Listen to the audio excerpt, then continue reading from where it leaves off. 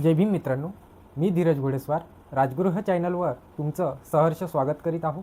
मित्रांनो, चॅनलवर नवे असाल तर चॅनलला सबस्क्राईब, लाईक, शेअर करा आणि आपल्या हक्काच्या आंबेडकरी मीडियाला सहकार्य करा. चला तर मित्रांनो, व्हिडिओला सुरुवात करूया. आजचा व्हिडिओ आहे आदरणीय प्राध्यापक हंसराज रंगारी यांच्या नुकत्याच प्रकाशित होणाऱ्या शब्दांमधील क्रांती या कवितेवर पुस्तकांच्या आधारित. त्याआधी त्यांनी आपले मनोगत व्यक्त केले आहे, ते आपण थोडक्यात जाणून घेऊया. मी प्राध्यापक डॉक्टर हंसराज रंगारी प्रसिद्धीपासून फार दूर आहे. मला समजून घ्यायचे असेल तर तुम्ही माझ्या कविता वाचायला पाहिजे. कोणत्याही कवितेतून त्या कवीचे अंतरंग म्हणजेच हृदय दुसऱ्या व्यक्तीला स्पष्टपणे ओळखता येते. त्यांच्या हृदयाची स्पंदने वाचकांना जाणवू लागतात.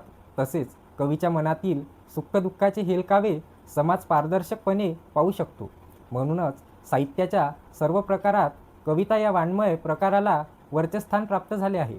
कारण कविता म्हणजे कमीत कमी शब्दात जास्तीत जास्त आशय व्यक्त करणारी पद्धती आहे.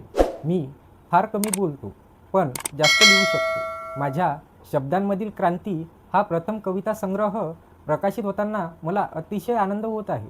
कविता लिहिण्यासाठी प्रतिभेबरोबरच कल्पनाशक्तीची जोड असणे आवश्यक असते.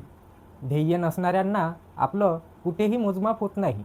जगात काय चाललंय त्याला काही घेणे देणे नसते. ज्यांच्याकडे ध्येय असते ते अनेक संकटावर मात करतात व पुढे जातात. माझ्या समोर ध्येय आहे, त्यामुळे अनेक संकटावर मात करून मी येथपर्यंत पोचलो आहे. लहानपणापासून आपण एक वाक्य ऐकतो, बोलताना नेहमी शब्द जपून तोलून मापून बोलायचं. आपल्या बोलण्याचा कोणाला त्रास झाला तर त्याला तलवारीच्या घावापेक्षा त्या शब्दाचा त्रास होतो. आज आपल्या देशात धार्मिक असहिष्णुता वाढतच चालली. देशातील विविधता, बहुसंस्कृतीता नाकारण्याचा प्रयत्न होत आहे. धर्म, संस्कृती यांच्यातल्या विविधतेने समृद्ध असलेला देश हे आपली ओळख पुसण्याचा प्रयत्न सुरू आहे. आणि म्हणूनच काय बोलावं, याचबरोबर काय लिहावं, काय वाचावं यावरही बंधन येताना दिसायला लागलीत. बोलण्याची शक्ती हे निसर्गाने फक्त मानवालाच दिलेली वरदान आहे. आपल्या इच्छा, भावना, विचार, गरजा व्यक्त करण्याचे ते एक साधन आहे. पण लक्षात ठेवा, आपला आज सर्वात महत्त्वाचा आहे. त्यामुळे भूतकाळातील वाईट आठवणीमुळे तसेच भविष्यकाळातील चिंतेमुळे कोणाचा आज खराब होता कामा नये. वेळात वेळ काढून घराघरात संवाद झाला पाहिजे. माणसामाणसातले अंतर बोलण्यानेच दूर होऊ शकते. मनातले गैरसमज बोलून दूर करता येतात. पण त्याआधी कसं बोलायचं ते या जगाच्या शाळेत शिकावं लागतं. शेजारी कोणी बोलणारं मिळालं की प्रवास सोपा होतो. ज्यांच्या वाचेमध्ये माधुर्य व गोडवा आहे, जो सदैव संयमित व विनयशील बोलतो, जग त्याच्या प्रेमात पळते व अशा व्यक्तीस अशक्य गोष्टी शक्य होतात. ते मैत्री भावनेच्या विकासाने साध्य होते. मित्र मोठे झाले की आपण आपोआप मोठे होत जातो. खूप कल्याण मित्र जोडावेत, आयुष्य जगणे सहज शक्य होईल. खोटे बोलल्याने निंदा नालस्ती, चुगली केल्याने, कठोर बोलल्याने, व्यर्थ बडबड केल्याने संबंध दुरावतात. म्हणून वाचा ही सम्यक असावी. सध्याच्या जीवनात कोणत्याही मार्गाने आलेल्या धनाला, पैशाला लक्ष्मी म्हणतात. श्रीमंत होण्याची स्पर्धा इतकी मोठी आहे की माणूस जगणेच विसरत चालला आहे. आयुष्य तर तो कधीच विसरला आहे की पैशाला लक्ष्मी म्हणतात. पूर्वी खेडेगावात शेतकरी शेतमजुराला पैसे रात्रीचे देत नसत, कारण त्यांना लक्ष्मी म्हणत. आता द्यायला लागले, कारण गरजा, अपेक्षा, आवश्यकता महत्त्वाच्या आहे.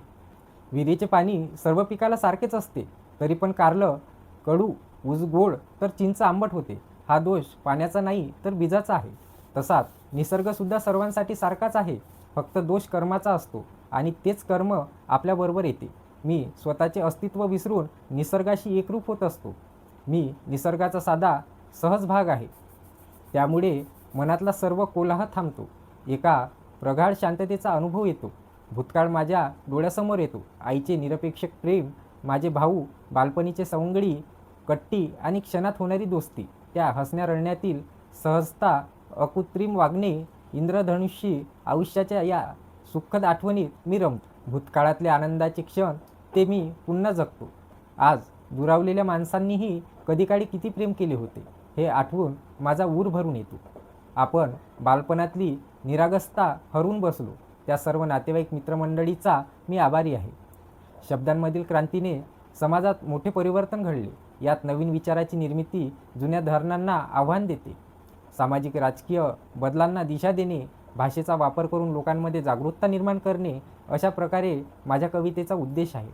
म्हणून शब्द हे केवळ संवादाचे माध्यम न राहता समाजात, देशात बदल घडविणारे शक्तिशाली साधन झाले पाहिजे. विचाराची क्रांती, सम्यक क्रांती, विषमता दूर करण्यासाठी, सामाजिक क्रांती, राजकीय उलथापालथेसाठी, लोकांना संघटित करण्यासाठी शब्दांचा वापर होतो. शब्दांमधील क्रांती हा एक वाक्यांश आहे, एक रूपकात्मक किंवा काव्यात्मक अभिव्यक्ती आहे, ज्यांच्या संदर्भानुसार अनेक अर्थपूर्ण प्रकारे अर्थ लावला जाऊ शकतो. या ठिकाणी शब्दामधील क्रांती हा माझा प्रथमच काव्यसंग्रह वाचकाच्या हाती देताना मला अतिशय आनंद होत आहे. माझ्या अनेक कविता गहाळ झाल्या आहेत. हा माझा प्रथम एक काव्यसंग्रह, एक विसरलेल्या किंवा कालबाह्य झालेल्या माझ्या शब्दांचे पुनरुज्जीवन आहे. प्राध्यापक हंसराज रंगारी सरांच्या कवितेतील पुस्तकाचे लवकरच प्रकाशन होत आहे. तरी आपण सर्वांनी या पुस्तकाची ऑनलाईन ऑर्डर किंवा कॉल करून घरपोच मिळवू शकता. जय भीम.